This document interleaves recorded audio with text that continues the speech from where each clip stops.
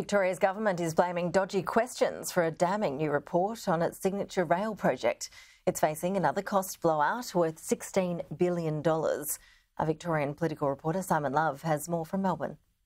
Well, it's a case of which figures do you accept when it comes to the cost of Victoria's suburban rail loop project. The Independent Parliamentary Budget Office was asked by the opposition leader to update its estimate on the cost of delivering the first two stages of the rail line. Stages 1 and 2 would connect Cheltenham in Melbourne's southeast to Reservoir in Melbourne's north. We need to ask the PBO how they came up with those numbers. I'm just having a wild stab in the dark. It doesn't make any sense to me. 2 years ago, the figure, including operating costs, was $200 billion. It's now jumped by $16 billion. Figures suggest the cost to build and operate the rail loop, plus new trains and expenses over a 65-year period, is somewhere between 7 and 10% higher than previous estimates. Don't sign us up to a mortgage that we can't afford.